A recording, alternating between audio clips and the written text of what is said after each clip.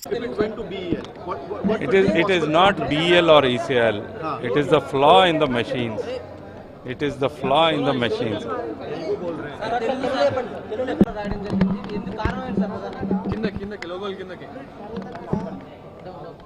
ఈ electronic voting మెషిన్లో ఉన్న ప్రాబ్లమ్ని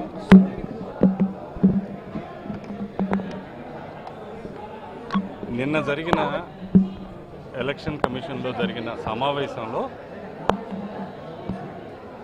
నాకు దొరికిన అవకాశంతో నేను చీఫ్ ఎలక్షన్ కమిషనర్ గారికి ఇప్పుడున్న మెషిన్లో కనపడిన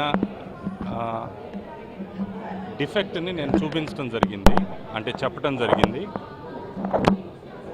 మనం ఇప్పుడు వాడుతున్న ఓటింగ్ మెషిన్స్లో ఓటు ప్రెస్ చేయగానే voter verified paper audit trial మెషిన్లో వీవీప్యాట్ మెషిన్ అంటారు, దాంట్లో మనం ఓటు వేసిన స్లిప్, అభ్యర్థి పేరు, పార్టీ సింబల్ ఈ రెండు కనపడాలి.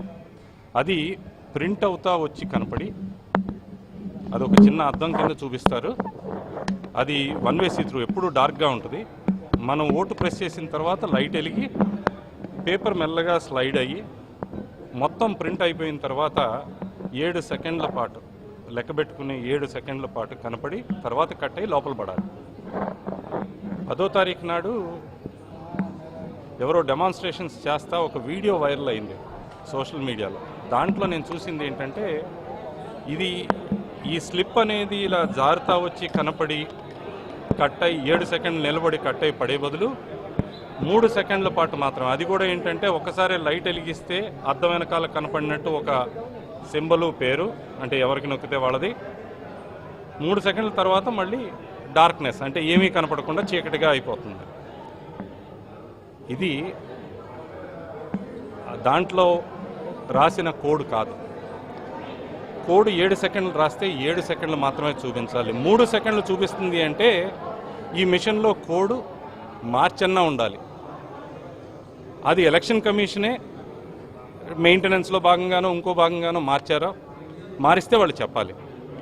ఒకవేళ మార్చలేదు అంటే ఈ మిషన్ని సీరియస్గా డౌట్ పడాల్సిన పరిస్థితి. ఎందుకంటే ఎలక్షన్ కమిషన్ పదే పదే చెప్తుంది దీంట్లో కోడ్ మార్చడానికి లేదు, ఒక్కసారి రాస్తే మేము కూడా మార్చలేము అని వాళ్ళే చెప్తారు.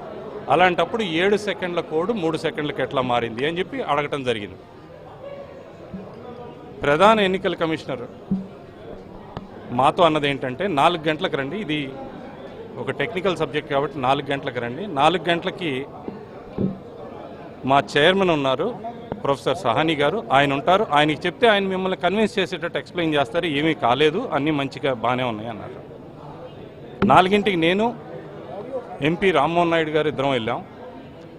ఒక 20-25 నిమిషాలు మమ్మల్ని వెయిట్ చేయించిన తర్వాత మమ్మల్ని లోపలికి deputy election commissioner Sudeep Jain గారు పిలవడం జరిగింది. లోపలికి పిలిచిన తర్వాత ఇంకొక 3-4 నిమిషాల పాటు అలా మా మొహాలు చూస్తూ కూర్చున్నారు. వాళ్ళ ఆలోచన ఏంటో అర్థం కాక నేను దీని గురించి డిస్కస్ చేద్దామా అని నా కంప్యూటర్ తీసి దాంట్లో చూపిద్దామనే ఉద్దేశంతో నేను నా కంప్యూటర్ బయటికి తీశాను. మాతో పాటు కూర్చున్న సుదీప్ జైన్ గారు ఒకటే అన్నారు, ఈ టేబుల్ మీద కనపడుతున్న పెద్ద ఫైల్ కనపడుతుందా అని అడిగారు.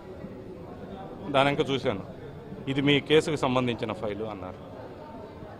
మీ మీద కేసు ఉంది, కేసు ఉన్న వాళ్ళతో మేము ఎలా మాట్లాడాలి అన్నారు. కేసుకి దీనికి సంబంధం ఏంటండి? కేసు ఉండగానే మల్టిపుల్ టైమ్స్ మీ పాత కమిషనర్లు మమ్మల్ని పిలవడం జరిగింది.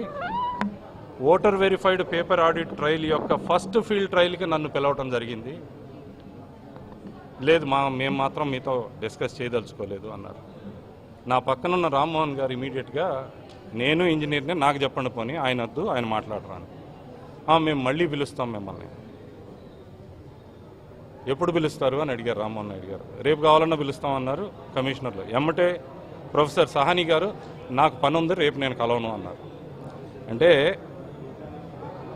ప్రజాస్వామ్యంలో ఒక కీలకమైన ఈవీఎం మెషిన్స్ మీద, అది కూడా ఎలక్షన్లు జరుగుతున్న సమయంలో దాని మీద క్వశ్చన్ అడిగినప్పుడు దాన్ని క్లారిఫై చేయాల్సింది పోయి నీ మీద కేసు ఉంది అని చెప్పి అంటాం. మేము అక్కడి నుంచి ఇక వాళ్ళు డిస్కస్ చేసే ఉద్దేశంలో లేరని మేము బయటకు వచ్చేస్తే పేపర్లకి లీక్ చేయటం, మేమేదో భయపడి పారిపోయాము కేసు అని చెప్పినందువల్ల అని అనటం, పార్టీకి లెటర్ రాయటం, ఇది నిజంగా ఇది చాలా సాడ్. అంటే నిజంగా ఎలక్షన్లో ట్రాన్స్పరెన్సీ కావాలి, ఓపెన్ మైండ్తో ఉండదలుచుకుంటే ఎలక్షన్ కమిషన్ అడిగిన దానికి సమాధానం చెప్పండి. నా మీద కేసు ఫైల్ చేశారు, నా మీద కేసు దేనికి ఫైల్ చేశారు మీరు? ఒక విజిల్ బ్లోయర్గా నేను వచ్చి మీ దాంట్లో తప్పు ఉందని చెప్పినందుక, ఆ తప్పు చెప్పినందుకే కదా ఈరోజు మీరు వీవీప్యాట్ మిషన్లు అని చెప్పి తీసుకొచ్చింది. ఇదే వీవీప్యాట్ మిషన్లు డిజైన్లు అప్పుడు ఎన్నిసార్లు నన్ను పిలిచారు? మీ రికార్డులు తీసి చూడండి. అంటే నన్ను భయపెడితే నేను నోరు మూసుకుంటే మీరు చేసుకునే పని మీరు చేసుకుంటారని. ప్రశ్నించే వాళ్ళకి సమాధానం చెప్పాలి, లేకపోతే ప్రశ్నించే వాళ్ళు ఉండరు. అది అర్థం చేసుకోవాలి ఎలక్షన్ కమిషన్, అంతే.